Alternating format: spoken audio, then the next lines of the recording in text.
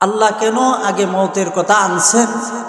তার কারণ হইল যে মানুষ যখন দুনিয়াবি চিন্তা ফিকির করে, দুনিয়ার অট্টালিকা, দুনিয়ার বুক বিলাস গ্রহণ করবে, দুনিয়ার সমস্ত কিছু যখন তারা বিভিন্নভাবে কৌতূহল জাগবে দুনিয়াতে থাকার জন্য, মানুষের এই কৌতূহল, এই তাকাটা যাতে এই হায়াত যে শেষ হবে সেই কৌতূহল যাতে না থাকে, এই জন্য আল্লাহ কোরআনে বলছেন যে দেখো বান্দা, আমি তোমাদেরকে আগে মৌতের কথা বলছি, যে কোনো কিছুই করো না কেন, তোমার ধন সম্পদ থাকুক না কেন, তোমার সন্তানাদি থাকুক না কেন, অট্টালিকা থাকুক না কেন, গাড়ি বাড়ি থাকুক না কেন, সব কিছু থাকার পরেও সেই সমস্ত জিনিসকে পরিত্যাগ করিয়া মৌত নামক যে দৌলত আছে, মৌত যে একটা জিনিস আছে, মানুষের মরণ যে আছে, এই জিনিস চিন্তা করবা,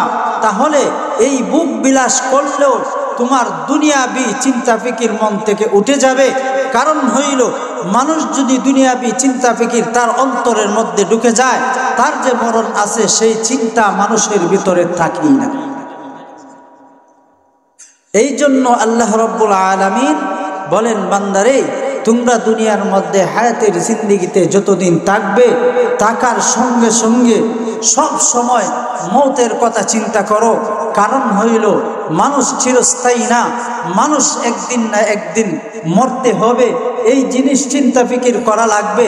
কারণ হইল দেখেন, আমরা যে বা যারা এই মাহফিলের আলোচনা শুনি, যে বা যারা বিভিন্ন মাহফিলের আলোচনা শুনি, প্রত্যেক হুজুররা, প্রত্যেক বক্তারা, প্রত্যেক ইমাম সাহেবরা এই কথা বলে দেন যে তোমার মতো কত মানুষ তোমার সঙ্গে চলছে, তোমার সঙ্গে চলাফেরা বিভিন্নভাবে, তোমার চার স্থলের মধ্যে বসিয়া চা খাইছো, মা বোনেরা এক জায়গায় বসিয়া পান চিবাইছেন, কিন্তু সেই একজন লোক আমার সঙ্গে ছিল, আজ সে দুনিয়াতে নাই।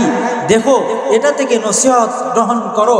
কারণ হইল দুনিয়াবি চিন্তা ফিকির যতই করো না কেন, তোমার সঙ্গে তো সেও চিন্তা ফিকির করেছিল, কিন্তু চিন্তা করে দেখো, আজ আমি দুনিয়ার মধ্যে আছি, আমার বন্ধু, আমার ভাই, আমার মা, আমার বাবা, আমার দাদা, আমার নানা, তারাও তো দুনিয়ার মধ্যে ছিল, কিন্তু আজ দুনিয়ার মধ্যে কেন নাই?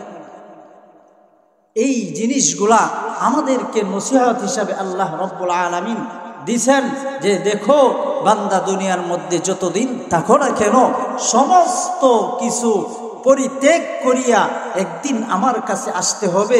মৌত তোমার কাছে পৌঁছে যাবে, সময় নির্ধারিত করা, 1 সেকেন্ড আগেও আসবে না, 1 সেকেন্ড পরেও আসবে না। মৌতের স্বাদ প্রত্যেকেরই স্বাদ গ্রহণ করতে হবে।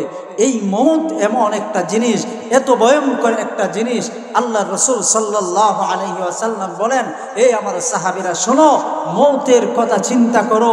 মৌত এমন ভয়ঙ্কর, মৌতের এত কষ্ট, তোমরা সব সময় আল্লাহর কাছে ফানা চাও, আল্লাহ মৌতের এই কষ্ট থেকে আমাদেরকে ফানা দাও।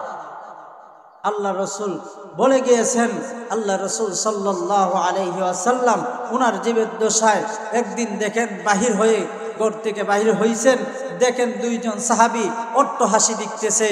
সাহাবীদেরকে বলতেছেন, এই সাহাবীরা সাবধান, তোমরা যদি মৌতের এই কঠিন অবস্থার মধ্যে পড়তে জানতে মৌত কত কষ্ট, কবরের আযাব কত কষ্ট, তাহলে তোমাদের মুখ থেকে অট্টহাসি আসতো না।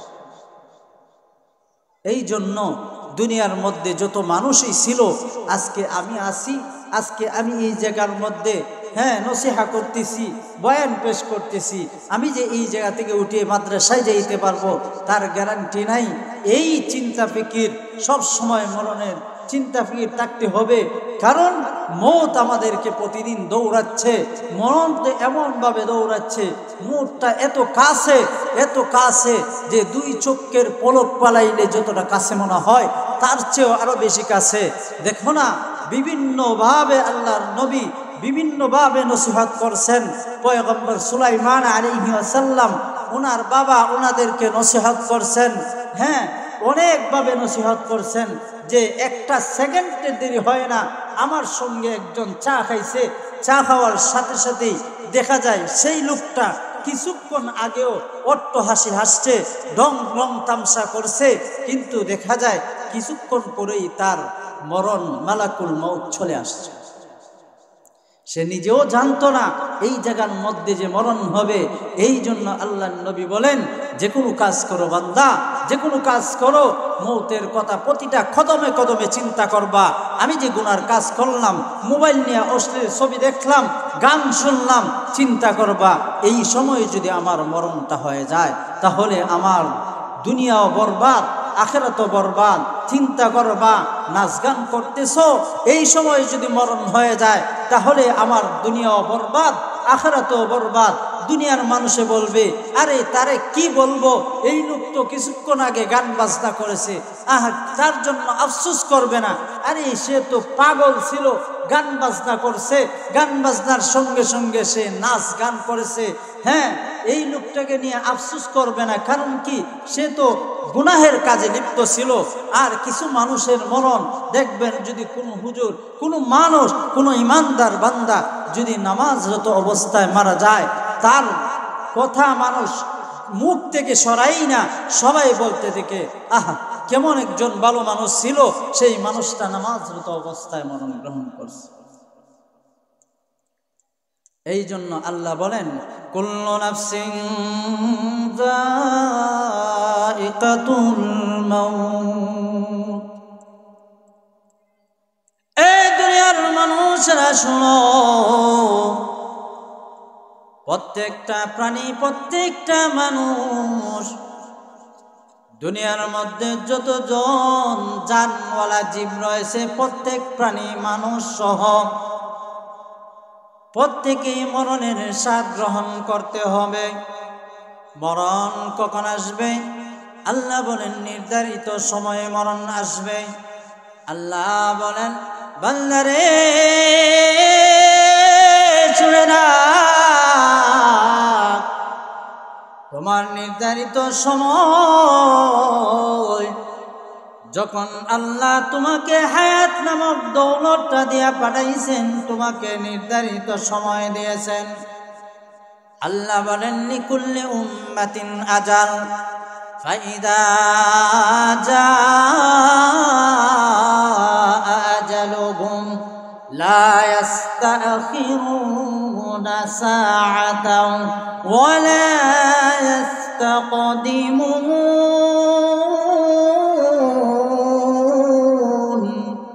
আল্লাহ বলেন, বান্দা শুনে রাখ, শুনে রাখ, তোর কাছে মালাকুল মউত এক সেকেন্ড আগেও যাবে না, এক সেকেন্ড পরেও যাবে না। মরণ এতই কাছে, পয়গম্বর দাউদ ডাক দেয়া বলে, এ পুত্র সুলাইমান, শুনে রাখ, শুনে রাখ, তোমাদের ভাইদেরকে ডাক দিয়া এক জায়গার মধ্যে বসে দাও, তোমাদেরকে কয়েকটা প্রশ্ন করব। পয়গম্বর দাউদ তিনি ছিলেন বাদশাহ। উনি যখন বাদশাহী দিবেন, উনি ওনার ছেলেদেরকে ডাক দেয়া বলতেছেন, তোমাদেরকে আমি বাদশাহী দিব, কয়েকটা প্রশ্নের জবাব যদি দিতে পারো, তাহলে সেই বাদশাহী পাইবে, সেই রাজার রাজত্ব করবে। পয়গম্বর সুলাইমান ওনার সন্তান, ওনার ভাইদেরকে নিয়ে বসে গেছেন। পয়গম্বর দাউদ ডাক দিয়া বলে, এ সন্তানেরা শোনো, আমি তোমাদেরকে কয়েকটা প্রশ্ন করতে চাই। এক নাম্বার প্রশ্ন হইল, বলো তো দেখি, দুনিয়ার মধ্যে সবচেয়ে কাছের জিনিস কি? পয়গম্বর সুলাইমান ওনার আব্বা দাউদ আলাইহিস সালাম বলতেছেন, সন্তানেরা রে, সবচেয়ে কাছের জিনিস কি বলতে পারো? যদি বলতে পারো তাহলে তোমরা রাজত্ব পাইবা। যে বলবে, সঠিক প্রশ্নের উত্তর দিবে, সেই রাজত্ব পাইবা। এটা বলতে চেয়েছি, কারণ হইল মরণটা কত কাছের, সেই জিনিস বোঝার জন্য, কতটা কাছের। এই জন্য পয়গম্বর সুলাইমান আলাইহিস সালাম উনি চোখ দিয়ে পানি পড়তেছে আর কাঁদতেছে। ভাইরা বলতেছে, বাবা গো, আমাদের আত্মীয় স্বজন মা বাবা সবার আপনজন কাছের হয়। একজন বলতেছে, ও বাবা, আমার তো মনে হয় শরীরের পোশাক গুলা কাছের কারণ হইল শরীরের পোশাক 24 ঘন্টা সঙ্গে থাকে। পয়গম্বর সুলাইমান কান্না করতেছে। পয়গম্বর সুলাইমানের দিকে দাউদ আলাইহিস সালাম তাকায় রয়েছেন, বলতেছে, সন্তান সুলাইমান, তুমি কান্না করতেছো কেন? জবাবটা দাও। তার জবাবটা কি হবে? পয়গম্বর সুলাইমান ডাক দেয়া বলে, বাবা গো, আমার ভাইরা একজন বলল আত্মীয় স্বজন কাছের, ও বাবা, আরেকজন বলল শরীরের পোশাক নাই কাছের। না না, কোনদিন সম্ভব নয়। ও বাবা, সবচেয়ে কাছের জিনিস হইল মালাকুল মাউত। মালাকুল মাউত এত কাছে, চোখের পলক পড়তে যতটা দেরি হয় কেউ বলতে পারবে না। হয়তো এখানে দাঁড়ায় আছি, এখানে বসে রয়েছি, মালাকুল মাউত আমার কাছে আসতে পারে। 2 নম্বর প্রশ্ন ডাক দেয়া বলে, সন্তানেরা শোনো, বলো তো দেখি সবচেয়ে দূরের জিনিস কি? দাউদ পয়গম্বর সন্তানাদিদেরকে ডাক দেয়া বলে, সবচেয়ে দূরের জিনিস কি বলো? সব ভাইরা জবাব দেয়। একজন বলে আসমান, একজন বলে জমিন, একজন বলে লন্ডন আমেরিকা। কিন্তু পয়গম্বর সুলাইমান উনি বলে, না বাবা না, সবচেয়ে দূরের জিনিস হইল বাবা গোরের কাছের কবর। গোরের কাছের কবর এত দূরে, যদি একজন মানুষ এক দেশ থেকে অন্য দেশে থাকে গো বাবা, লন্ডন আমেরিকার মধ্যে থাকে, তার খোঁজ খবর নেওয়া যায়। কিন্তু গোরের কাছের কবর মাত্র 3.5 হাত গড়, 3.5 হাত নিচে, মাটির নিচে, কিন্তু একটা সেকেন্ডের জন্য খবর নেওয়া যায় না। ও বাবা, আমার কাছে মনে হয় সবচেয়ে দূরের জিনিস হইল গোরের কাছের কবর। দাউদ পয়গম্বর ডাক দে বলে, 3 নম্বর প্রশ্নের জবাব দাও, বলো তো দেখি সবচেয়ে কম দামি কোন জিনিস? সবাই বলতেছে হয়তো গরু মরা হবে, বা এই মরা হবে, সেই মরা হবে, এগুলার মূল্যহীন। কিন্তু পয়গম্বর সুলাইমান ডাক দিয়া বলে, বাবা গো, সবচেয়ে কম দামি আমার ভাইরা এই জিনিস বলল, সেই জিনিস বলল, না না, এই জিনিস কোনোদিন সম্ভব নয়। ও বাবা দাউদ, সবচেয়ে কম দামি হইল তার দেহ। যখন মানুষ মারা যায়, সেই দেহটা সবচেয়ে কম দামি হয়ে যায়, মূল্যহীন হয়ে যায়। কারণ হইল বাবা, দেখো না, যদি দুনিয়ার মধ্যে কোনো জিনিস মরে যায়, সেই জিনিস দ্বারা মানুষ অনেক কিছু করে। গরু মরে গেলে চামড়া আসে, চামড়া আসে, সেই চামড়া নিয়ে যায়, চামড়া দ্বারা তারা অনেক কিছু ক্রয় করে, চামড়া বিক্রি করে টাকা পয়সা পায়। ও বাবা, কিন্তু যখন মানুষ মারা যায়, সেই জিনিস একবার চায় না আপন সন্তান এই লাশটাকে রাখবার চায় না। ও বাবা, তাকায় দেখো, যেই সন্তান কলিজার টুকরা মা বাবা সন্তানকে কুলে পিঠে করে মানুষ করেছে, মা 10 দিন 10 মাস 10 দিন গর্ভধারণ করেছে, ঠিক মতো খাবার খাইতে পারে না, ঠিক মতো ঘুমাইতে পারে না। সেই মার সন্তান যখন মারা যায়, সেই মা সন্তানকে রাখবার চায় না। তারা সবাই বলে, তাড়াতাড়ি করো, তাকে টামাইতে হবে, তাকে দাফন করতে হবে। বাবা, যেই বাবা সন্তানের জন্য মাথার গাম পায়ের মধ্যে পালায়, নিজে পরিধান করে না, নিজে খায় না, সন্তানকে খাওয়ায়, এ বাবা কিন্তু সেই বাবা তার সন্তানের লাশটা রাখবার চায় না, সেই বাবা তার সন্তানের লাশটা চায় না, তার সন্তান তার বাবার লাশটা রাখবার চায় না। কারণ হইল গো বাবা, মানুষ যখন মরে যায় তার দেহটা মূল্যহীন হয়ে যায়। এই জন্য আল্লাহ রাব্বুল আলামিন বলেন, বান্দা মরণের স্বাদ গ্রহণ করতে হবে। কারণ হইল মরণ যখন আসবে, আল্লাহ কোরআনে বলেন, আইনামা তাকুনু ইউদরিকুমুল মাউত ওয়ালাউ কুনতুম ফি বুরুজিন মুশাইয়াদা। মরণ যখন আসবে, মরণ তোমাকে একদিন পাকড়াও করবে। কারণ হইল তুমি যেই জায়গার মধ্যে থাকো না কেন, তুমি যদি ভাবো আমি একটা গ্লাসের ভিতরে থাকবো, আমি একটা কেল্লার ভিতরে থাকবো, একটা দুর্গর ভিতরে থাকবো, তুমি 7 আসমান 7 জমিনের নিচেও যদি থাকো, 7 আসমানের উপর থাকো, তোমার মরণ তোমার সঙ্গে ঠিকই চলে যাবে। লিকুল্লি উম্মাতিন আজাল ফাইদা জা আজালুহুম লা ইস্তাখিরুনা সাআতান ওয়া লা ইস্তাকদিমুন। এ বান্দা, মালাকুল মাউত তোমার কাছে 1 সেকেন্ড আগেও যাবে না, 1 সেকেন্ড পরেও যাবে না। তোমার নির্ধারিত সময় তোমার কাছে যাবে, মালাকুল মাউত তোমার কাছে যাবে।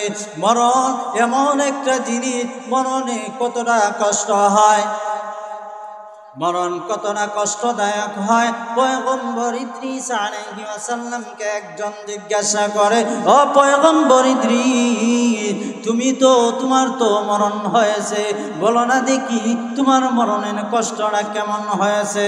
ওনাকে জিজ্ঞাসা করার কারণ হইল মালাকুল মউত আজরাইল কারো সঙ্গে মহব্বত নাই, কারো সঙ্গে ভালোবাসা নাই, কারো সঙ্গে দয়া নাই, মায়া নাই।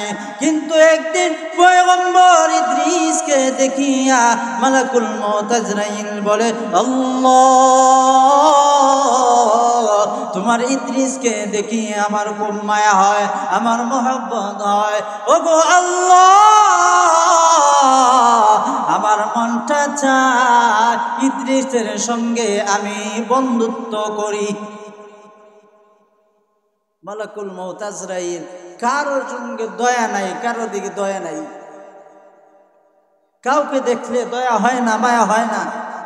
দয়াহীন মায়াহীন ছাড়া আল্লাহ মালাকুল মউত আজরাইলকে পাঠাইছেন। উনি বলতেছেন, আল্লাহ, আপনার পয়গম্বর ইদ্রিসকে দেখা আমার মনটা চায় আমি ওনার সঙ্গে বন্ধুত্ব করি। আল্লাহ বলেন, যাও বন্ধুত্ব করো, অনুমতি দিয়ে দিচ্ছি। পয়গম্বর ইদ্রিসের কাছে যান, সালাম দেন, ও পয়গম্বর ইদ্রিস, আমি আসলাম, আমি মালাকুল মউত আজরাইল, আমি আসলাম আপনার সামনে আপনার জান কবজ করার জন্য নয়।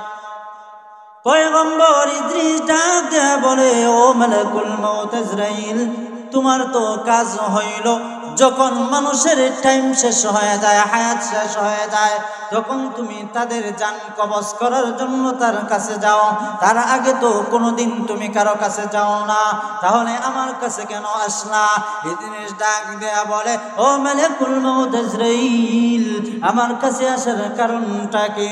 পয়গম্বর ইদ্রিসকে ডাক দেয়া বলে, ও পয়গম্বর ইদ্রিস, আমি আল্লাহর কাছে হুকুম নিয়ে আসলাম, আদেশ নিয়ে আসলাম, তোমার সঙ্গে আমার মনটা চায় তোমার সঙ্গে বন্ধুত্ব করার জন্য, তোমার সঙ্গে আমি বন্ধুত্ব করতে চাই।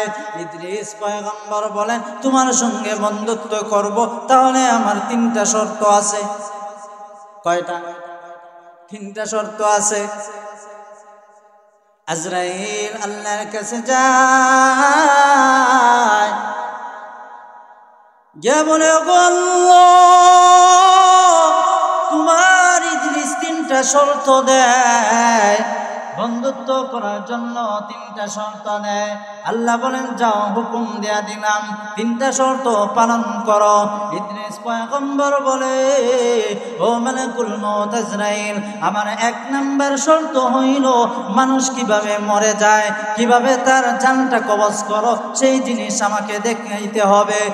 আজরাইল আলাইহি ওয়াসাল্লাম আল্লাহর কাছে পারমিশন চায়। আল্লাহ বলেন পারমিশন দিয়া দিছি, যাও।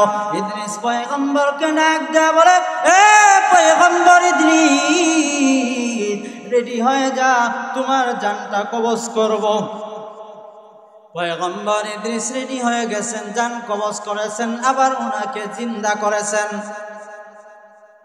পয়গম্বর ইদ্রিস ডাক দেয়া বলে, 2 নম্বর শর্ত হইল জাহান্নামের আগুন কেমন, জাহান্নামের আগুনের কিনারার মধ্যে আমাকে নিয়ে যাইবা, আমি সেটা দেখব, তার পাওয়ারটা কতটুকু সে দেখব। আজরাইল আলাইহিস সালাম উনাকে নিয়ে গেছেন, জাহান্নাম দেখাইছেন। 3 নম্বর শর্ত হইল জান্নাতের মধ্যে প্রবেশ করাইবা। জান্নাত কেমন দেখা লাগবে? ইদ্রিস পয়গম্বর জান্নাতের মধ্যে ঢুকে যায়। মালাকুল মউত আজরাইল বলেন, ও পয়গম্বর ইদ্রিস, বাহির হয়ে যাও, বাহির হয়ে যাও। ইদ্রিস ডাক দেয়া বলে, কেন বাহির হইব?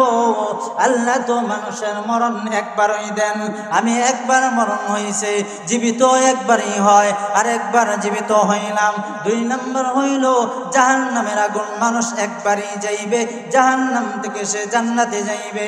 জান্নাতের মধ্যে গেলাম, জান্নাত থেকে বাহির হওয়ার আদেশ নাই। জান্নাত তো একবারই যায়, আর যে যায় সে চিরস্থায়ী, সে জান্নাত থেকে কোনোদিন ফেরত আসে না। কিন্তু জাহান্নামে গেলে জাহান্নাম থেকে ফেরত আসবে। মানুষের মরণ হইলে সে জীবিত হবে। আমি মরছি, জীবিত হইছি, আমি জাহান্নামে গেছি, জাহান্নাম থেকে আবার আসলাম, আসিয়া জান্নাতে ঢুকছি। আল্লাহর বিধানে এটা বলে না জান্নাতে ঢুকলে জান্নাত থেকে বাহির হওয়ার, এই জন্য আমি জান্নাতে ঢুকছি, আর বাহির হওয়ার শর্ত নাই। পয়গম্বর ইদ্রিসকে বলা হয়েছে, ও পয়গম্বর ইদ্রিস, তোমার যে জানটা কবজ করা হয়েছে, তোমার কেমন কষ্ট হয়েছে? পয়গম্বর ইদ্রিস বলেন, আমার কতটা কষ্ট হয়েছে? আরে মালাকুল মউত তো আমাকে খুব মহব্বত করে, মহব্বত করিয়া আমার জানটাকে এত মায়া করিয়া বাহির হয়েছে, তারপরও এতটা কষ্ট হয়েছে। বলেন, ছাগল ছিল, ছাগল বকরি ছিল, বকরি রে ছাগলকে যদি উল্টাভাবে সেটাকে টাঙ্গানো হয়, সেই জীবিত ছাগলটাকে উল্টোভাবে তার মাথা থেকে নিয়ে, তার পায়ের চামড়াটাকে এক টানে যখন তার বুক বরাবর আনা হয়, আবার আরেক টানে যখন তার কোমর পর্যন্ত আনা হয়, তার কতটা কষ্ট হবে। আরেক টানে যখন তার পা পর্যন্ত নেওয়া হয়, চামড়া খুলে ফেলা হয়, তার জীবিত অবস্থায় যতটা কষ্ট হয়, তার চেয়ে 1000 গুণ বেশি কষ্ট আমার হয়েছে। চিন্তা করেন, একজন পয়গম্বর, ওনার যদি এতটা কষ্ট হয়, তাহলে আমার মরণটা কত কষ্টদায়ক হবে। কিছু কিছু মানুষ গুনাহ করে, তাদের জন্য সঙ্গে সঙ্গে আল্লাহ সেই গুনার কারণে তার রূহটাকে সিজ্জিন নামক জাহান্নামের মধ্যে দাফন করা হয়। পয়গম্বর ঈসা আলাইহিস সালাম, ওনার নাম শুনছেন, ওনার একটা মুআজিজা ছিল, যারা কবর বাসিন্দা আছে ওনাদের সঙ্গে কথা বলা। উনি মৃত মানুষের সঙ্গে কথা বলতে পারতেন। হুজুর আছেন, হুজুরকে জিজ্ঞাসা করেন, ওনার একটা মুআজিজা ছিল। পয়গম্বর ঈসা আলাইহিস সালাম উনি একদিন এক মহল্লা, মনে করেন আপনারা আদমখানি, ইনাতখানি, এদিকে একটা মধ্যস্থলে রাস্তা, উনি একটা মহল্লার মধ্যস্থলে রাস্তা দিয়ে যাচ্ছেন। ওই সময় সাথীরা বলতেছে, বনি ইসরাইলের তো ওদের কাজই ছিল যে নবীদেরকে পেরেশানি করে। বলতেছে, ও ঈসা, আপনি তো যারা মানুষ মরে যায় তাদের সঙ্গে কথা বলতে পারেন। আল্লাহ রাব্বুল আলামিন দেখা যায় এই মহল্লাটা হয়তো কোনো গুনাহের কারণে আল্লাহ এই মহল্লাকে ধ্বংস করে দিয়েছেন। আপনি ওদেরকে একটু জিজ্ঞাসা করেন না কেন ধ্বংস হয়েছে, এরা কেন ধ্বংস হয়েছে, তাদের অবস্থাটা একটু জিজ্ঞাসা করেন। পয়গম্বর ঈসা আলাইহিস সালাম উনি মহল্লাবাসী যারা তারা মারা গেছে, ধ্বংস হয়ে গেছে, তাদেরকে আল্লাহ ধ্বংস করে দিয়েছেন গুনার কারণে। উনি বলতেছেন, ইয়া আহলাল করনিয়া, এ মহল্লাবাসীরা, তোমরা কে কোথায় আছো আমার সঙ্গে কথা বলো। একজন ডাক দেন, লাব্বাইক ইয়া নবিয়াল্লাহ, ওগো আল্লাহর নবীজি, হাজিরা হয়ে গেলাম। বলেন কিসের জন্য? আল্লাহর নবী বলেন, মাযা জিনায়াতিকুম ওয়া মাযা সাবাবু হালাকিকুম। এ মহল্লাবাসীরা, তোমরা কেন ধ্বংস হইলা তার কারণটা আমি একটু জানবার চাই।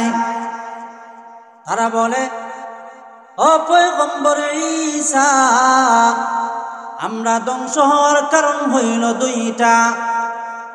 এক নাম্বার কারণ হইল হুব্বুদ দুনিয়া, দুনিয়ার মহব্বত। আর দুই নম্বর কারণ হইল ওয়া মুহাব্বাতুত তাওয়াগিত, তাওয়াগিতের মহব্বত। পয়গম্বর ঈসা ডাক দিয়া বলেন, এ লোকেরা, দুনিয়ার মহব্বত বলতে কি আমি বুঝি না, আপনারা বুঝাইয়া দেন। তাওয়াগিতের মহব্বত মানে কি সেটা আপনারা বুঝাইয়া দেন।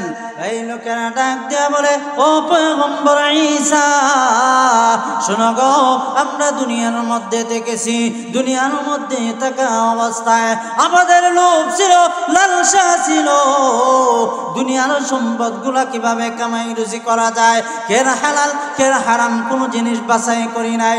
সন্তানাদির প্রতি মহব্বত ছিল, সম্পদের প্রতি মহব্বত ছিল, এক কথায় দুনিয়ার মধ্যে দুনিয়ার মহব্বত ছিল। যদি আমাদের সম্পদ কোনো কারণে ব্যয় হয়ে গেছে তাহলে আমাদের অনেক কষ্ট হয়েছে। পয়গম্বর ঈসা ডাক দেয়া বলেন, এই দুনিয়ার মানুষরা শুনো, এই লোকেরা শুনো, তাদের কথা শুনো। দুনিয়ার মহব্বতের কারণে তাদেরকে আল্লাহ ধ্বংস করে দিয়েছেন। উনি ডাক দিয়ে বলে, তাওয়াগিতের মহব্বত কি? তারা বলে, তাওয়াগিতের মহব্বত মানে হইল যে আমি দুনিয়ার মধ্যে আমার বন্ধু বান্ধবের সঙ্গে চলেছি। আছে না বন্ধু বান্ধব? অনেক বন্ধু বান্ধব আছে না? আমরা ছোট থেকে নিয়ে বড় পর্যন্ত অনেক বন্ধু বান্ধব আছে, তাদের সঙ্গে চলাফেরা করি। দেখেন, শুধু বন্ধু বান্ধব হলেই হবে না, বন্ধু বান্ধব ভালো হওয়া চাই। যদি বন্ধু বান্ধব খারাপ হয় তাহলে আপনার নসিবটাও খারাপ হবে। ওই যে আমরা বলি না, সৎসঙ্গে সহবাস, আর সৎসঙ্গে একটা কথা বলি, হ্যাঁ, এমন যে যদি ভালো বন্ধু হয় তাহলে সে ভালো পরামর্শ দিবে। ভালো বন্ধু হলে, নামাজি বন্ধু হলে বলবে, বন্ধুরে আসো আমি নামাজে যাব, তুমি আসো নামাজে যাই, হ্যাঁ আমি রোজা রাখতেছি তুমিও রাখো, হ্যাঁ ওয়াজও আমি যাইতেছি তুমিও আসো, ওয়াজও নসিহত আমি শুনতেছি তুমিও শুনো। আর যদি খারাপ বন্ধু হয় সে বলবে, বন্ধু চল গান বাজনা দেখি, বেটি বাজি হবে, জিনার কাজ করি, গুনার কাজ করি, এমন হবে। এই তারা বলতেছে, পয়গম্বর ঈসাকে বলতেছে, তাওয়াগিতের মহব্বত মানে হইল আমাদের বন্ধু বান্ধব ছিল, তাদের সঙ্গে সব সময় চলাফেরা করেছে। তারা কেমন বন্ধু ছিল? তারা দুনিয়াবি বন্ধু ছিল। তারা আমাদেরকে নাচ গান করাইছে, গান শুনাইছে, মদ খাওয়াইছে, অনেক কিছু করাইছে, যার কারণে আল্লাহ আমাদেরকে ধ্বংস করেছেন।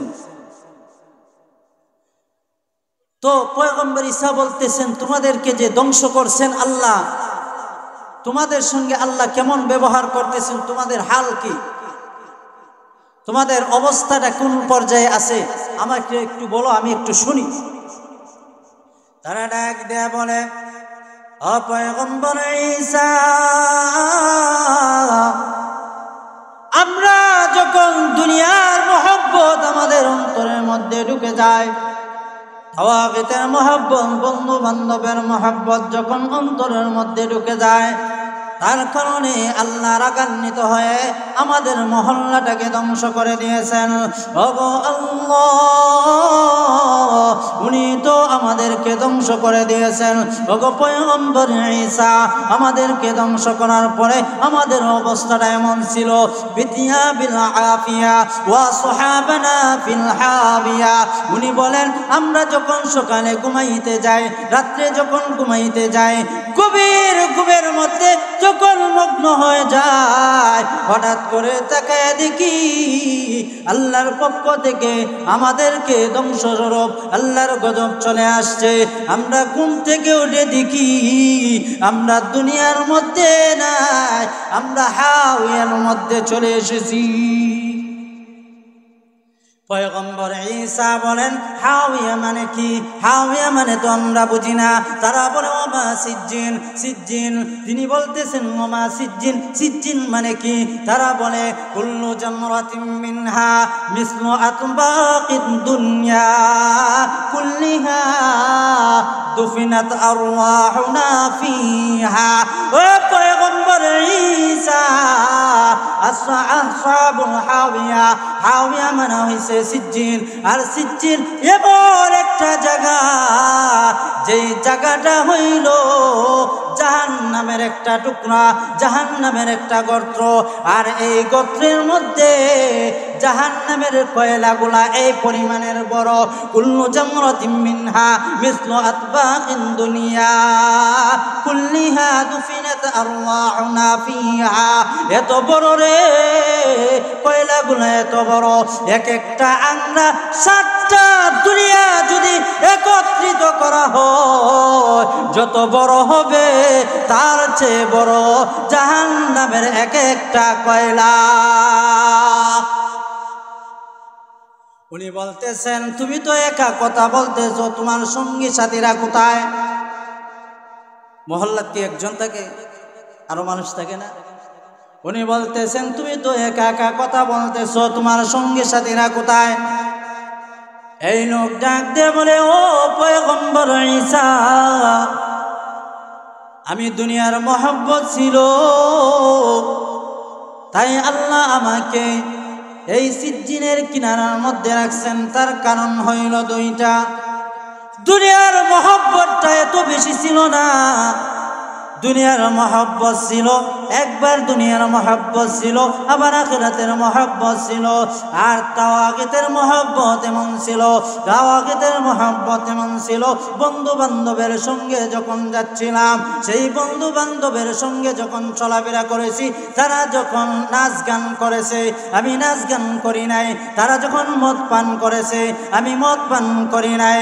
এ দুনিয়ার মানুষেরা শোনো, আমি মদ পান করি নাই। ও পয়গম্বর ঈসা, মদ পান করি নাই গো। এই জন্য আল্লাহ সিজ্জিনের কিনারার মধ্যে রেখে দিয়েছেন। কিন্তু বলা যায় না কখন জানি আমি পড়ে যাই। আমি এমন ভাবে রয়েছি, আমার মনে হয় কখন জানি পড়ে যায়। কিন্তু আল্লাহর যদি দয়া হয়, আল্লাহ আমাকে ক্ষমাও করে দিতে পারেন। এই জন্য আল্লাহ বলেন লিকুল্লি উম্মাতিন আজাল ফাইদা জা আজালুহুম লা ইস্তাখিরুনা সাআতাও ওয়া লা ইস্তাকদিমুন। দুনিয়ার মানুষেরা শোনো, মরণ এমন একটা জিনিস, মরণ তোমার কাছে 1 সেকেন্ড আগেও আসবে না, 1 সেকেন্ড পরেও আসবে না। মরণ তোমার হায়াতের জিন্দেগি যতদিন আছে, তোমার যতটুকু হায়াতের টাইম রয়েছে, সেই টাইমের ভিতরেই আসবে। এই জন্য আল্লাহ বলেন কুল্লু নাফসিন যায়িকাতুল মাউত। দুনিয়ার মানুষেরা শোনো, মরণের স্বাদ সবাই গ্রহণ করতে হবে। মরা লাগবো নি? সবাই মরা লাগবো নি? না আদমখানির মানুষ মরতো না? আমরা হুজুররা সবাই মরবো, আদমখানির মানুষ মরতো না। মরা লাগবো তো? মরা লাগবো, সবারই মরা লাগবো। আর এই মরার আগে আমাদের আমল সব কিছু ঠিক করা লাগবে। কারণ হইল মরণের এত ব্যথা, এত ভয়ঙ্কর। হ্যাঁ, মরণের কষ্ট বড় ভয়ঙ্কর। আমি উদাহরণ দিছি, মরণের কষ্ট বড় ভয়ঙ্কর। এই জন্য কষ্ট দেখে বাঁচার জন্য আল্লাহ রাব্বুল আলামিন আমাদের সবাইকে সেই বাঁচার মতো তৌফিক দান করেন, মরণের কষ্ট থেকে যাতে বাঁচতে পারি। আর বেশি বেশি নামাজ, রোজা, হজ, যাকাত যেগুলো আমল আছে সবগুলা করতে পারি, কবরের সামানা তৈরি করতে পারি। আল্লাহ তাআলা সবাইকে তৌফিক দান করেন। সবাই বলেন আমিন।